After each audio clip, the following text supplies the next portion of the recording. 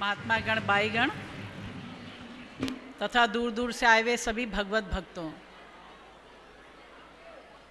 आज इस पंडुवाला के हंस नगर में प्रथम बार श्री हंस जयंती के प्रोग्राम को मनाया जा रहा है। और अभी तो केवल ये दिल्ली, आधा यूपी और पंजाब और हरियाणा के ही, यहाँ राजस्थान आसपास के लोगों को ही आज्ञा थी कि वो यहाँ आए, क्योंकि अभी सितंबर में हरिद्वार में श्री गुरु महाराज जी के जन्मोत्सव का प्रोग्राम मनाया और साथ साथ श्री आयांश जी के भी जो दर्शन का प्रथम दर्शन का प्रोग्राम था वो रखा गया था। तो उसमें ही पूरे भारत देश के और विदेशों के सभी 22 महात्मा प्रेमीगण वहाँ पहुँचे थे। और इसके बाद जो है जगह जगह प्रोग्राम रखे गए हैं, तो सभी 22 महात्मा वहाँ अपनी तैयारी कर रहे हैं। तो कुछ थोड़े से राज्यों को यहाँ आज्ञा थी, उसके बाद भी यहाँ पे असंख्य प्रेमी भक्त पहुँचा हुआ है हंस जयंती को मनाने के लिए। और जैसे अभी गुरु महाराज जी ने भी बताया कि भाई हर वर्ष जो है रामलीला ग्राउंड में जो है हंस जयंती मनाई जाती थी, लेकिन आप सब लोगों ने देखा होगा कि कुछ वर्षों से ग्राउंड छोटा होने के कारण उसमें हम लोगों को, सभी को, संस्था को बड़ी दिक्कतें आ रही थी। क्योंकि पहले तो ग्राउंड बड़ा था, लेकिन धीरे धीरे गवर्नमेंट ने कुछ ज़मीन वक्फ बोर्ड को दे दी, ग्राउंड छोटा हो गया। कुछ ज़मीन जो थी रामलीला ग्राउंड वालों को दे दी, उससे जो है वहाँ क्योंकि रामलीला होती है तो उसकी वजह से ग्राउंड छोटा हो गया। कुछ बस अड्डे को दे दी, कई जगहों को देने के कारण वो ग्राउंड बहुत छोटा हो गया था। और जो है हर वर्ष जो है प्रेमियों की संख्या बढ़ती जा रही थी, जिससे और परेशानी होती जा रही थी।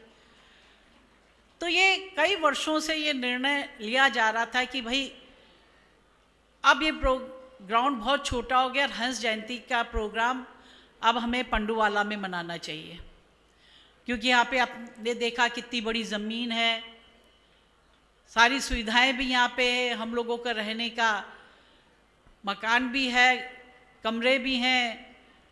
आपका जैसे हरिद्वार में गोल शौचालय, यहाँ गोल शौचालय भी हैं। और जो रामलीला ग्राउंड में तो हर चीज़ जो है उसको बनाना पड़ता था, रहने का स्थान, शौचालय, 22 महात्माओं को रहने के कमरे, सारा कुछ निर्माण करना पड़ता था। और एक्चुअल में ये पंडुवाला की ज़मीन भी इसलिए खरीदी थी कि भाई यहीं पे जो है भविष्य में यहीं प्रोग्राम किया जाए। राम बाबू जी ने, माता जी ने भी सबने कहा कि अच्छा एक ज़मीन ली जाए जिससे कि वहीं पे प्रोग्राम किया जाए। तो ये ज़मीन ली गई और इसको जो है हंसनगर के नाम से इसको बनाया गया। और राम बाबू जी की भी यही इच्छा रहती थी कि भाई अब हंस जयंती यहीं होनी चाहिए। उन्होंने काफ़ी प्रयास किया और ये सारा काम शुरू हुआ। लेकिन आज एक विडंबना है कि जो आज जब हंस जयंती मनाई जा रही वो हमारे बीच में नहीं है। हम सब अपने परिवार की तरफ से, हंस परिवार की तरफ से, संस्था की तरफ से सभी प्रेमी भक्तों को राम बाबू जी को श्रद्धांजलि अर्पित करते हैं और गुरु महाराज जी से प्रार्थना करते हैं उनको हमेशा अपने चरणों में जगह दें। और जिस प्रकार से उन्होंने, जब तक उनका जीवन रहा, उन्होंने दरबार में सेवा करी, गुरु महाराज की सेवा करी, वैसे हम भी जो है अपने जीवन के अंतिम सांसों तक हर 22 महात्मा प्रेमी भक्त का भी यही एक संकल्प होना चाहिए कि जीवन के अंतिम सांसों तक हम भी गुरु महाराज जी की सेवा निरंतर करते रहें और गुरु दरबार में ही हमारे प्राण जाएं।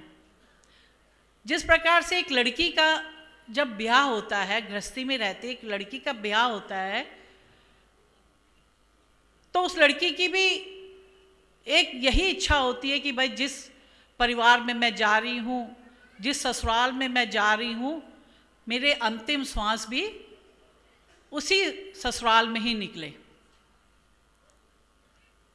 अगर लड़की गई ससुराल से और लौट के अपने मायके चली गई या कहीं और चली गई, तो उस लड़की की जो है उसमें महानता नहीं देखी जाती। एक लड़की की महानता उसी में होती है कि जिस घर में भी वो ब्याही गई है उसी घर से उसकी, जहाँ से डोली, इसलिए कहा कि जहाँ से डोली आती है वहीं से अर्थी निकले, तभी एक जो है उस लड़की का जीवन जो है सार्थक होता है।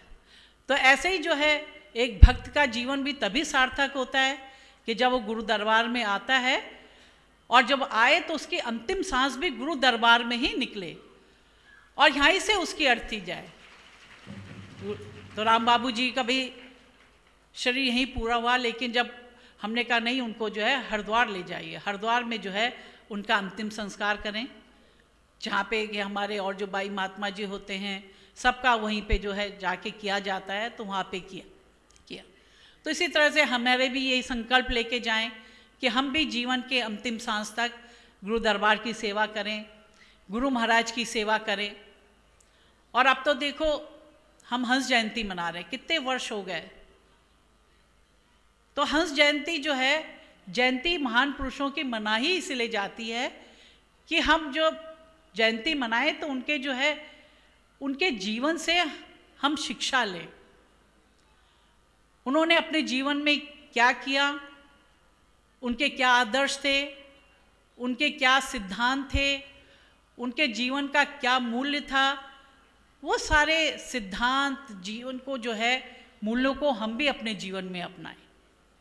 इसीलिए जो है जयंतियाँ मनाई जाती। चाहे आपने देखा होगा त्रेता में प्रभु राम आए, लेकिन आज कलिकाल में भी जो है हम लोग रामनवमी मनाते हैं। द्वापर में भगवान कृष्ण का जन्म हुआ, आज कलिकाल में भी हम लोग जो है कृष्ण जन्माष्टमी को मनाते हैं। बुद्ध का जन्म हुआ, इतने वर्षों के बाद भी हम बुद्ध जयंती मनाते हैं। हंस जी महाराज जी का जन्म हुआ, उन्होंने सारा जीवन इस ज्ञान के प्रचार और प्रसार में लगाया, और आज भी हम उनका प्रतिवर्ष उनकी जयंती मना के उनके कार्यों को हम याद करते हैं। आज तो हम देखते हैं जगह जगह जब जाते हैं नए नए आश्रम बन रहे हैं, तो कितने सुंदर और भव्य आश्रम बन रहे हैं, कितनी सुविधा आप लोगों के लिए रहती है। चाहे बाई जी हो, महात्मा जी हो, प्रेमी लोग भी जब उस आश्रम में आते हैं तो आपको, बड़े बड़े आश्रम है तो आप लोगों को भी वो सुविधा मिलती है। आसानी से जो है सत्संग सुनते हैं आप हॉल में बैठ के, भंडारा बनता है, भंडारे का आप लोग भोग करते हैं, तो सब चीज़ की जो है आपको भी फैसिलिटीज़ मिलती है। पहले गाड़ियाँ नहीं थी। हम जब श्री हंस जी महाराज के ही जीवन परिचय को पढ़ते हैं तो यही जानते हैं कि भाई देखो कितने कष्टों से उन्होंने जो है ज्ञान का प्रचार प्रसार किया। श्री माता जी कहते थे कि जो महाराज जी थे जब जाते थे तो महीनों महीनों तक निकल जाते थे, महीनों महीनों तक जो है घर नहीं आते थे। और उस समय तो आजकल की तरह तो मोबाइल होते नहीं थे, फोन्स नहीं होते थे, कोई साधन नहीं होता था कि व्यक्ति कहाँ गया है, कैसी तबीयत है, कैसे रह रहे हैं, या घर में जो है कैसे माता जी रह रहे, कैसे बच्चे रह रहे, कुछ पता नहीं होता था। गाड़ियाँ नहीं होती थी। अब तो आजकल तो कितनी सुविधाएं हैं, सब बाई जी महात्मा जी बड़े बड़े आश्रम में सबके पास गाड़ियाँ हैं, कोई असुविधा नहीं है। लेकिन जब उस समय थे श्री हंस जी महाराज, उन्होंने जो है बैलगाड़ियों से सफ़र किया, टांगों में बैठ के सफ़र किया, कहीं वो भी नहीं रहता था तो पैदल भी सफ़र किया, कई कई दिन भूखे भी रहे, कई कई दिन चने में से ही खा के अपना जीवन जो है उसको यापन किया। तो अनेक कष्टों को सहा। पुराने जो बाई जी महात्मा जी बताते हैं कि भाई पहले तो आश्रम नहीं होते थे, प्रेमी भक्तों के घर भी छोटे छोटे होते थे, लेकिन वो तब भी उनके दिल बहुत बड़े होते थे। और उन्होंने, चाहे उनका एक कमरे का भी घर होता था, लेकिन वो बाई जी महात्मा जी को अपने घर में रखते थे और जो है सत्संग करा के ज्ञान का प्रचार करके उन्होंने धीरे धीरे इस संस्था को आगे बढ़ाया, इस ज्ञान और प्रचार को आगे किया। और आज ये स्थिति कहीं भी जाएं तो हर जगह प्रोग्राम ऐसे होते जैसे बैसाखी और नवंबर से भी ज़्यादा बड़े प्रोग्राम होने लग गए। अभी जैसे गुरु महाराज जी बताए थे भाई नवसारी में कितना बड़ा प्रोग्राम था। हमने भी जब जो है उस प्रोग्राम की वीडियो देखी, फोटो देखी तो हम आश्चर्यचकित हो गए। हमने कहा नवसारी तो छोटा सा एक शहर है, सूरत से करीब 1-1.5 घंटा दूर है और एक छोटा सा शहर है और उसमें जो है असंख्य जो प्रेमी भक्तगण वहाँ पे पहुँचा हुआ था और इतना बड़ा वो ग्राउंड था। ग्राउंड जो है एक कोने से लेके आखिरी कोने तक भरा हुआ था, एक साइड से लेके दूसरी साइड तक अंत तक वो भरा हुआ था। और देख के मैंने यही कहा, मैंने कहा अरे ये तो नवंबर प्रोग्राम से भी कई गुना ज़्यादा पब्लिक यहाँ पे आ रखी है।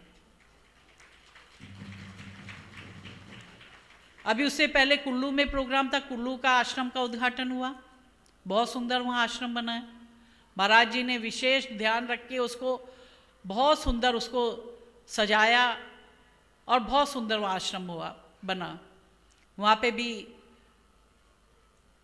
प्रोग्राम हुआ, सत्संग हुआ और आश्रम का उद्घाटन हुआ। फिर आगे हम लोग मंडी गए, वहाँ पे भी सब भक्तों को दर्शन का लाभ मिला। उसके बाद महाराज जी नवसारी गया, नवसारी के बाद सीधे देहरादून पहुँचे और वहाँ से फिर रोडू और रामपुर बुशहर गए, वहाँ जो है प्रोग्राम है और वहाँ सब लोगों को दर्शन मिले। और सितंबर में तो पूरा भारत देश ही यहाँ आया हुआ था, हरिद्वार। कहने का तात्पर्य है कि इतनी जगह दर्शन सत्संग का प्रोग्राम होने के बावजूद भी जो है नवसारी में इतनी अधिक जन समाज पहुंचा हुआ था। अब यहाँ भी इतना अधिक जन समाज पहुंचा हुआ है, तो इसलिए कि ज्ञान का प्रचार और प्रसार जो है बड़ी तीव्र गति से हो रहा है। और अभी तो बहुत से आश्रम बन के तैयार हो गए हैं, क्योंकि 2 साल आप लोगों को पता है कोरोना के काल के कारण, क्योंकि सरकार ने भी पाबंदी लगा दी थी कि कहीं भी जो है आदमी इकट्ठा नहीं हो सकते हैं। आपने देखा होगा कि मंदिर बंद थे, मस्जिद बंद थी, गुरुद्वारे बंद थे, चर्च बंद थे, सब कुछ बंद था, सारा कुछ बंद था और कोई प्रोग्राम नहीं हो रहे थे। अब जो है मार्च से है ये पाबंदी जो थी वो हटी और आपने देखा होगा कि होली से सारे प्रोग्राम यथावत फिर शुरू हो गए। और इस 2 वर्ष में जो है बहुत से आश्रम बन के तैयार हो गए।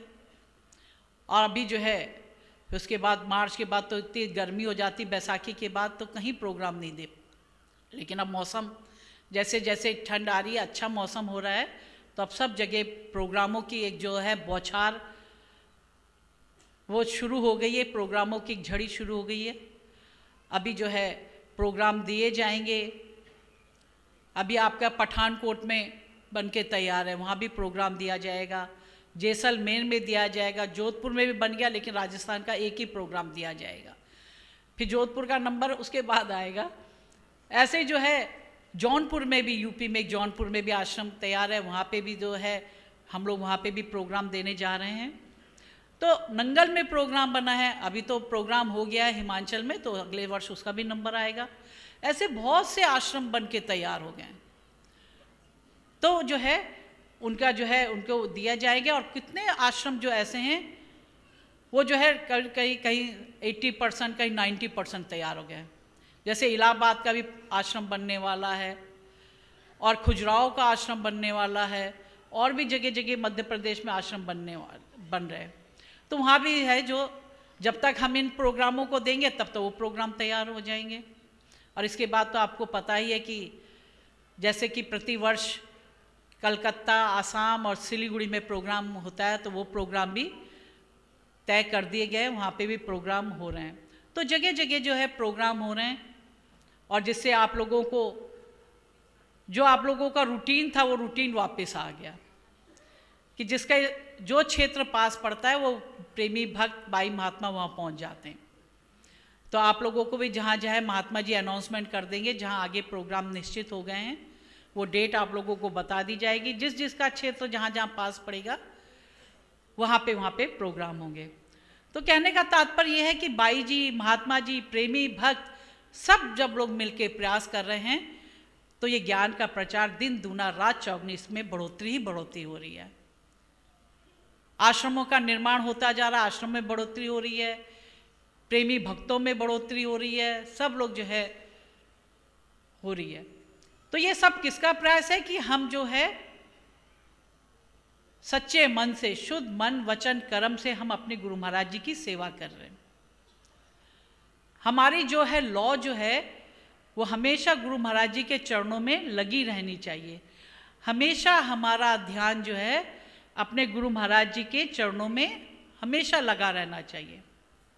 और जो भक्त का मन हमेशा अपने गुरु महाराज जी के चरणों में रहता है, वही भक्त इस जो समुद्र है, ये जो माया मोह का जो सागर है, ये जो माया मोह का जो जंजाल है, जो ये कष्टों का रास्ता है, इस सब से पार कर जाता है बड़ी आसानी से।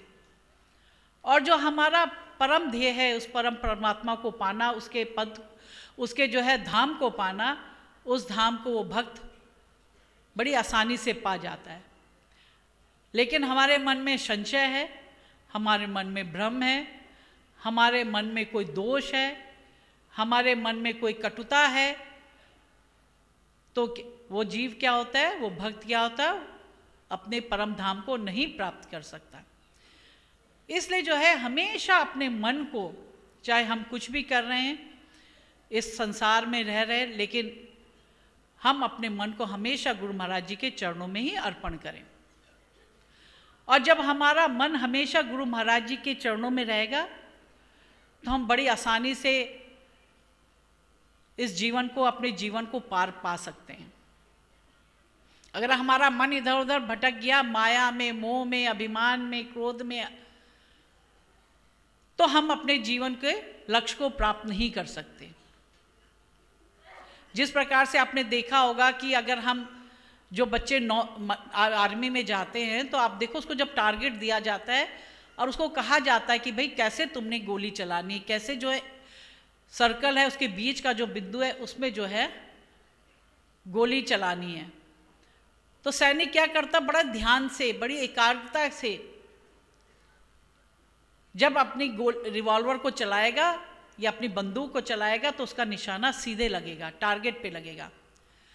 लेकिन अगर सिपाही का मन डामाडोल है, उसका हाथ हिल रहा है या उसकी गर्दन हिल रही है या आंखें पुतलियों को हिला रहा है, तो अपने टारगेट पे सफल नहीं हो सकता। ठीक ऐसा जीव है, भक्त है, अगर अपने मन को उसने गुरु महाराज जी के चरणों में लगा रखा, उस टारगेट को अपना अचीवमेंट बना रखा है, तो उस अपने लक्ष्य को पाने में सफल हो जाएगा। इसी तरह से मुझे एक कथा याद आई कि जो एक बार गुरु महाराज अपने एक शिष्य को लेके एक स्थान से दूसरे स्थान में जा रहे थे। पुराने समय की बात है, तब गाड़ियाँ उड़ियाँ नहीं होती थी, पैदल ही जो है व्यक्तियों को एक शहर से दूसरे शहर जाना होता है। तो गुरु महाराज जी और पीछे पीछे शिष्य चल रहे थे। जब काफ़ी घंटे चल गए तो उन्हें थकान महसूस हुई और शाम भी होने वाली थी, तो वो जो है एक पेड़ के नीचे जो बैठ गए। गुरु महाराज जी उन्होंने ध्यान लगाया और प्रभु के चरणों में ध्यान लगा के बैठ गए, भजन में बैठ गए। तब तक शिष्य क्या देखता है कि सामने से एक शेर आ रहा है। शेर को जैसे शिष्य ने देखा, वो तो तुरंत जो है गुरु महाराज को छोड़ के पेड़ में चढ़ गया कि मैं अपनी जान बचाऊं। लेकिन पेड़ के ऊपर चढ़ के शिष्य क्या देखता है कि शेर आया। शेर ने गुरु महाराज को, जो कि ध्यान में लीन थे, प्रभु के चरणों में जिनका मन लगा हुआ था, उस शेर ने गुरु महाराज जी को देखा, उनके समीप आया, उन्हें सूंघा, चारों तरफ से सूंघा और सूंघ करके वापस चला गया। थोड़ी देर बाद गुरु महाराज जी जब अपनी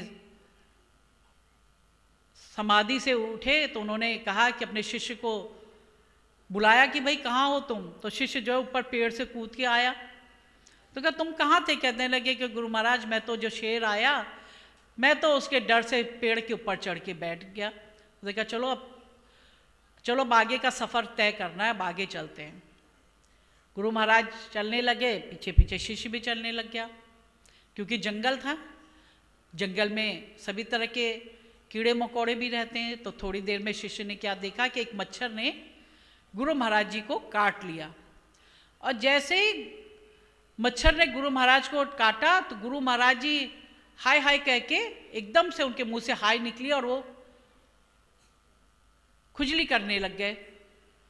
तो शिष्य को बड़ा आश्चर्य हुआ। उसने कहा कि अभी तो गुरु महाराज जी के सामने एक जीता जागता शेर आया, तो गुरु महाराज जी के मुंह से तो कुछ भी नहीं निकला, और अब ये जो है एक छोटे से मच्छर ने गुरु महाराज जी को काटा और गुरु महाराज जी के मुंह से हाय हाय निकल गई।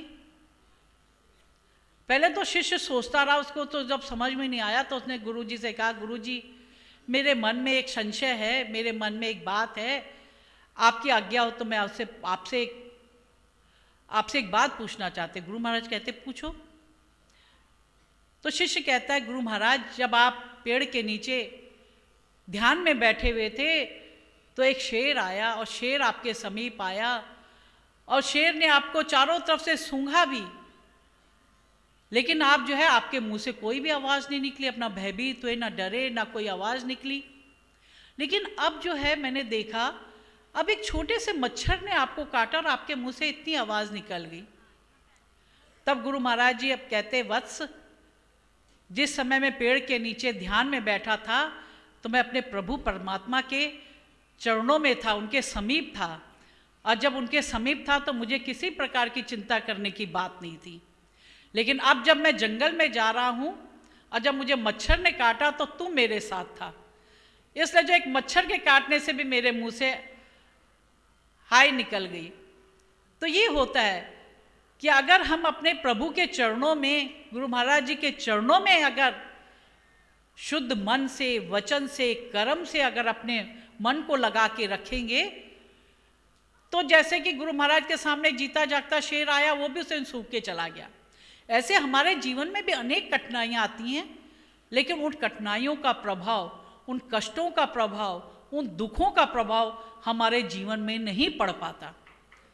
और अगर हम समाज में ही व्यस्त रहते हैं, माया में, मोह में, अभिमान में, अहंकार में लिप्त रहते हैं, तो क्या होता है, एक छोटा सा दुख भी, एक छोटी सी कठिनाई भी, एक छोटी सी परेशानी भी हमारे जीवन को तबाह कर देती है।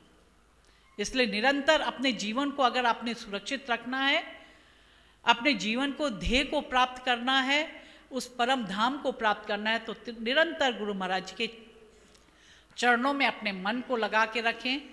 अपनी जो है ज्ञान की लौ को हमेशा उनके मन में, उनके चरणों में लगा के रखें, तो हमारा जीवन जो है वो सार्थक होगा।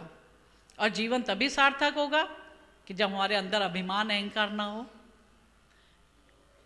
इस प्रकार से गुरु महाराज जी बताए थे कि जब व्यक्ति के जीवन में अभिमान, अहंकार हो जाता है तो अपने पद से वो स्वतः ही गिर जाता है। इसलिए भक्त के हृदय में तो अभिमान, अहंकार लेश मात्र का भी आना नहीं चाहिए। जिस प्रकार से आपने देखा होगा, एक छोटी सी चिंगारी होती है, वो चाहे फूस की झोपड़ी है उसे भी जला के राख कर देती है, या किसी का बड़ा सा मकान होता है उसको भी जला के राख कर देती है। और तो और जो है, रावण की तो सोने की लंका थी, उस लंका भी जो है जल के राख हुई, समाप्त हुई। और क्यों समाप्त हुई? जिसके भाई रावण के बारे में क्या कहा जाता है, कितना बड़ा ज्ञानी था, कितना बड़ा जो है उसको सारे शास्त्रों का अध्ययन था, सारे वेद उपनिषदों को उसको ज्ञान था। भगवान शिव को उसने प्रसन्न करने के लिए अपना एक एक करके 10 सिर काटे। कोई अपना सिर काट सकता है? अगर आप ही आपको कहें कि आप भैया एक सिर है, गुरु महाराज जी के सिर में अर्पण कर दो, तो सारी भीड़ यहाँ से गायब हो जाएगी, सब भाग जाएंगे, भागेंगे। एक कहेगा मैं आगे, दूसरा कहेगा मैं आगे, कोई आगे नहीं बढ़ेगा। लेकिन रावण ने अपने एक नहीं 10, एक सर काटा, फिर दूसरा काटा, 10 सर काट के भगवान शिव को अर्पण किया। तो मतलब कितना वो भक्त था, कितना बड़ा भक्त था, ब्राह्मण कुल में पैदा हुआ था, वेद शास्त्रों का ज्ञाता था, सोने की जिसकी लंका थी। लेकिन क्या एक जरा सा जो अभिमान, अहंकार आ गया, उस अभिमान, अहंकार के कारण उसकी सोने की लंका भी गई, उसका भाई भी गया, उसका बेटा भी गया, और अंत में जो है कुल में एक चिराग जलाने वाला भी व्यक्ति शेष नहीं रहा।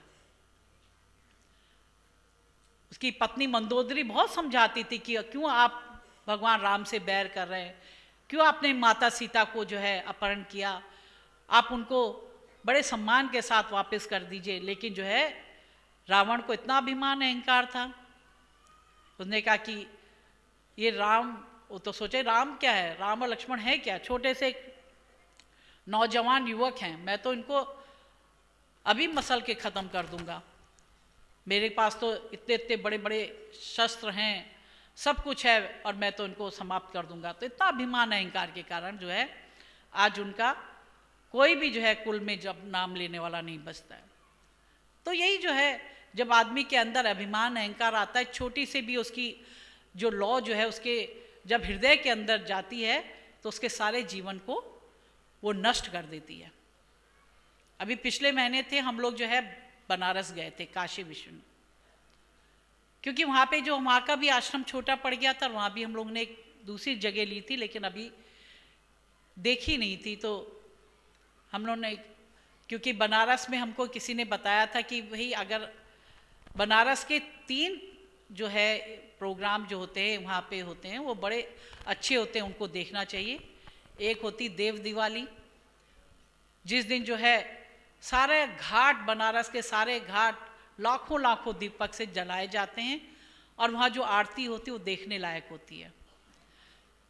भारत देश के कोने कोने से नहीं बल्कि विश्व के कोने कोने से लोग, देश हिंदुस्तानी नहीं बल्कि विदेशी लोग भी उसको देखने के लिए आते हैं, कहते हो जीवन में एक बार देखनी चाहिए। और एक होता है भरत मिलाप,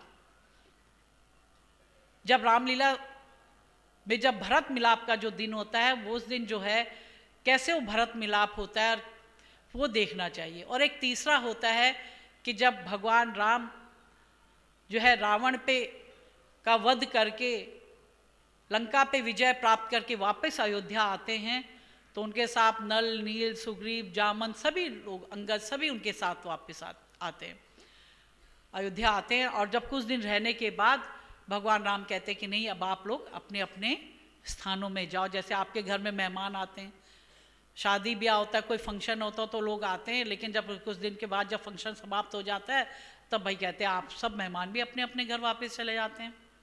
तो ऐसे ही प्रभु राम भी कहते कि भाई अब सारे प्रोग्राम, हम लोग अयोध्या आ गए, उनका राज तिलक भी हो गया, अब आप लोग जो है अपने अपने अब स्थान में चले जाएं। विभीषण लंका चला जाए क्योंकि उसके वहाँ का राजा बना दिया, अंगद युवराज बन गया था, सुग्रीव को भी राज मिल गया था, तो आप सब जाओ अपने राजकाज संभालो। तो जब वो अयोध्या जाते हैं तो माता कौशल्या भी बड़ी प्रसन्न होती कि भाई मेरा बेटा, मेरा पुत्र लंका पे विजय प्राप्त करके आया है।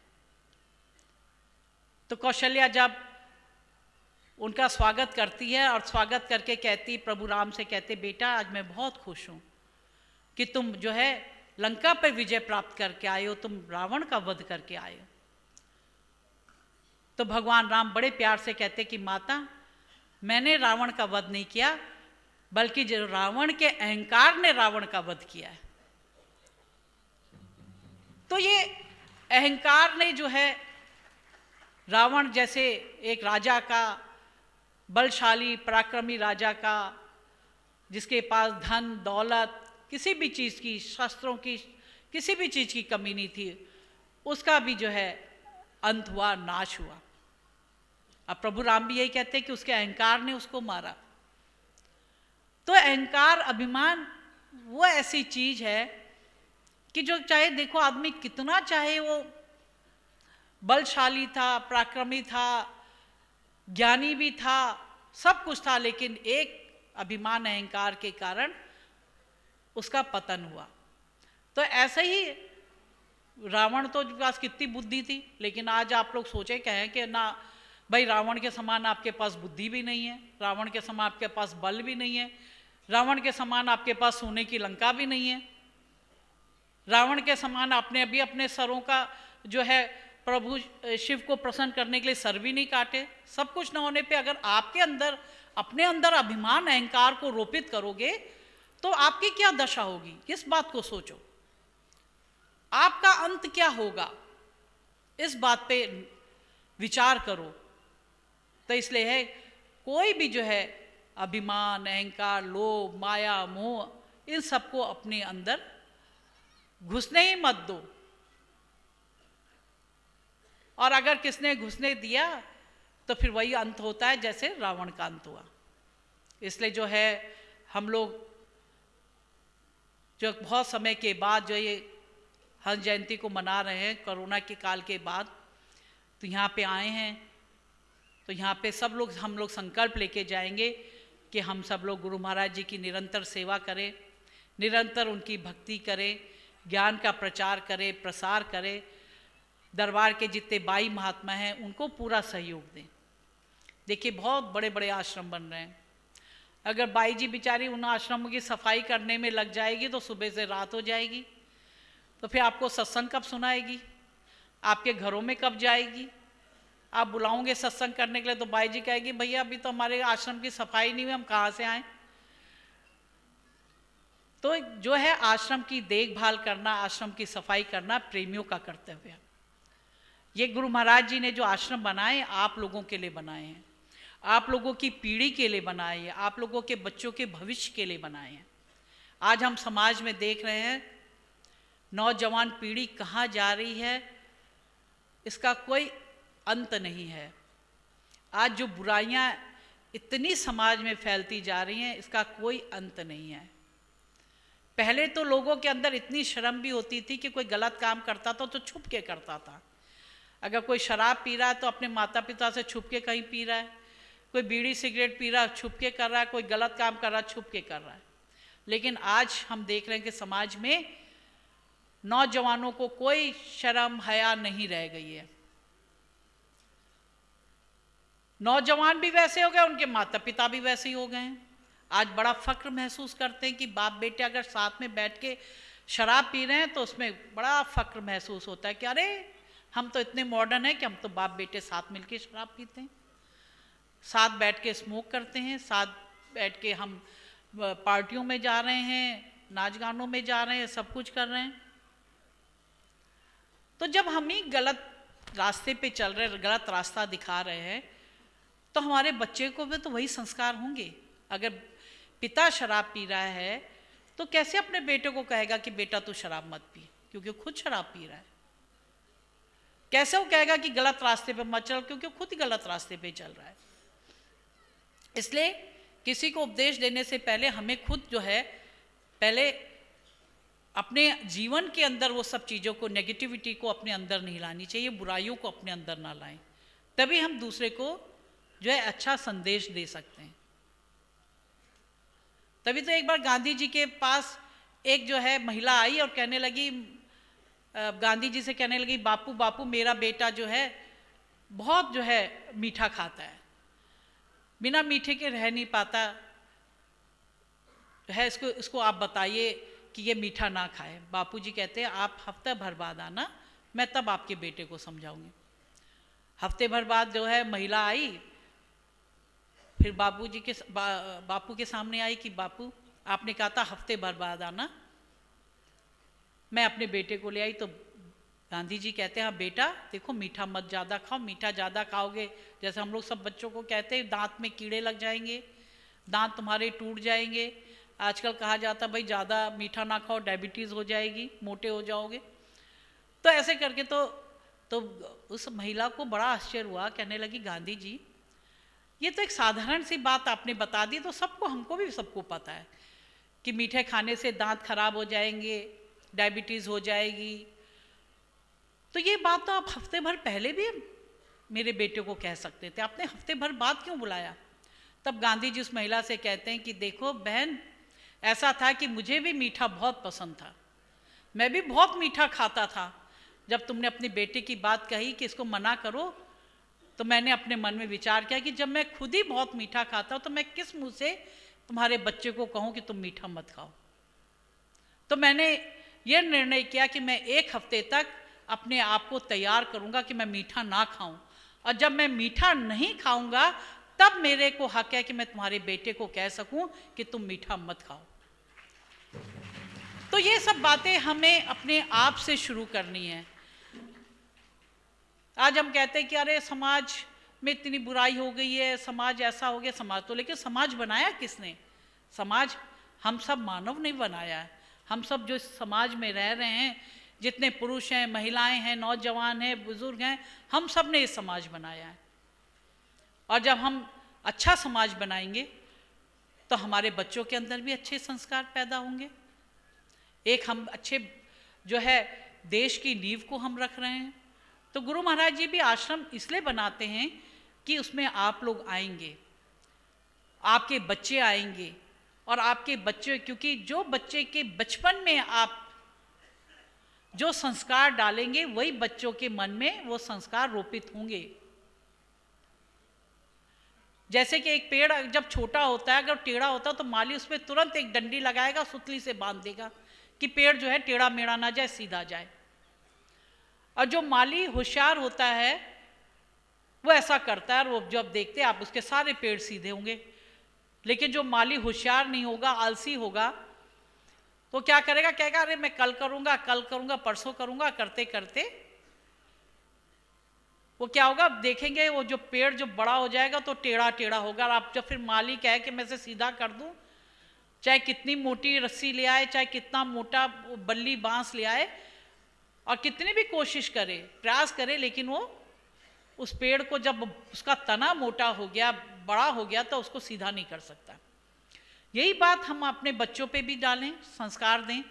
जब उसका मन साफ है, स्वच्छ है, निर्मल है, और उसमें हम जो चाहे उसमें जो है उसको लिख सकते हैं। अगर हम उसके हृदय पे अच्छी बातें लिखेंगे, अच्छे संस्कार डालेंगे, तो बच्चा जो है अच्छा मानव बन के इस संसार में रहेगा। और हम ही ने जो है उसके अच्छे संस्कार नहीं डाले, अच्छी बातें नहीं उसको समझाई, तो वही जो है आज जो है समाज में आप देख रहे हैं छोटे छोटे बच्चे जो है गलत आदतें पढ़ रही हैं, गलत ड्रग्स का सेवन कर रहे हैं। आज हम देखते हैं कहीं जा रहे होते हैं तो पीछे गली, स्कूल के पास की गलियां होती हैं, तो वहाँ छोटे छोटे बच्चे सिगरेट पी रहे होते हैं।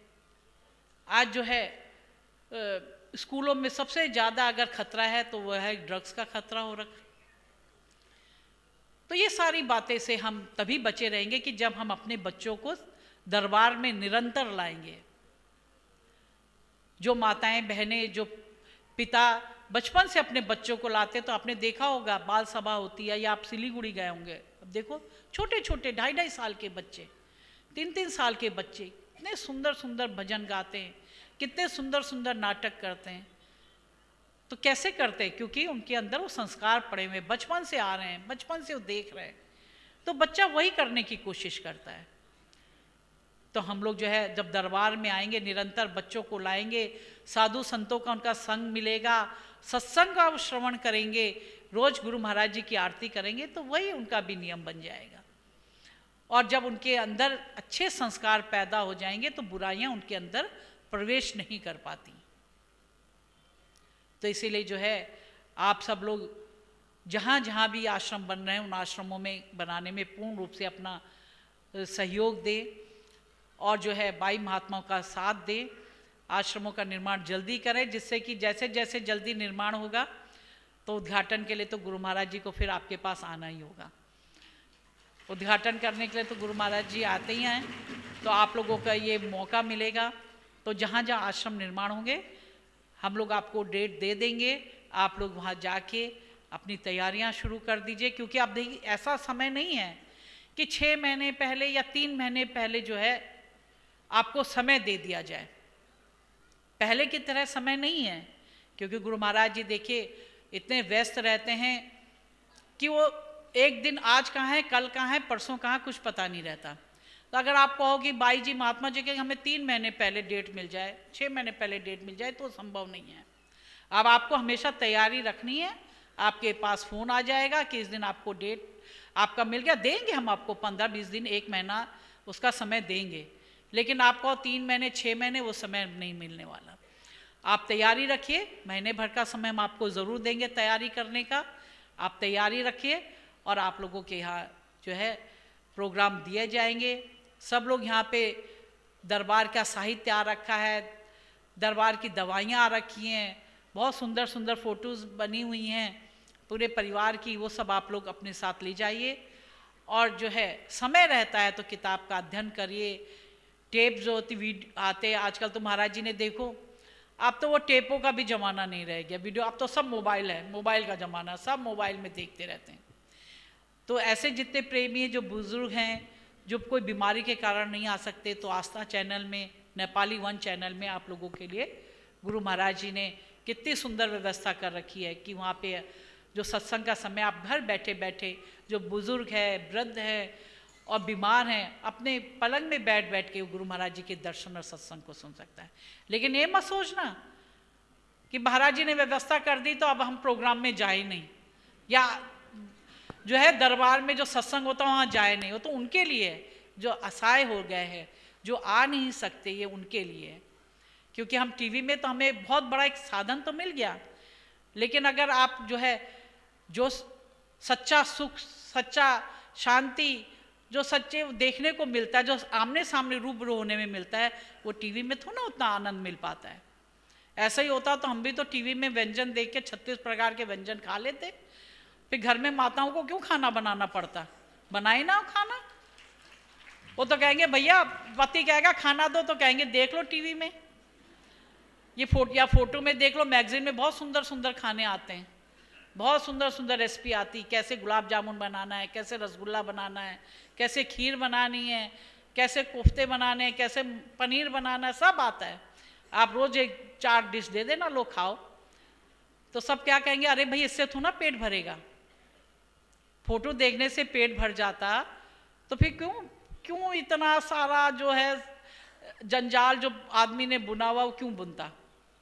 तो ठीक इसी तरह से जो है फोटो देखने से ठीक है आपको सत्संग मिल गया, दर्शन कर लिए, लेकिन जो आनंद रूबरू से होता है, आमने सामने देख के होता है, वो आनंद टीवी में नहीं मिलता। इसलिए वो तो केवल उनके लिए है जो बेचारे नहीं आ सकते, मजबूर है, वो नहीं आ सकते। कितनी माताएं बहनें कहती कि गुरु महाराज जी ने हम लोगों पर बड़ी कृपा कर दी, जो आस्था में, क्योंकि हम तो अब आ नहीं सकते, हमारी अब आयु नहीं रह गई ऐसी, हमारी अब बीमारियां लग गई कई प्रकार की, नहीं आ सकते, लेकिन हम सुबह सुबह आस्था में गुरु महाराज जी के दर्शन कर लेते हैं, सत्संग को सुन लेते हैं, तो कितनी उनको खुशी, सारे दुख दर्दों को कहते हैं भूल जाते हैं, उसी के सहारे वो चल रही हैं। तो इसलिए जो है वो उनके लिए है, लेकिन जो स्वस्थ हैं, जो आ सकते हैं, सब दरबार में आए, भाई जी महात्मा जी लोगों को सहयोग करें, सेवा करें, और जो हमारी की गई सेवा, यही सेवा हमारे आगे भी काम आएगी। इसलिए आप लोग खूब भजन करें, सुमिरन करें और खूब गुरु दरबार की सेवा करें, गुरु महाराज की सेवा करें। सबको मेरा दुआ आशीर्वाद।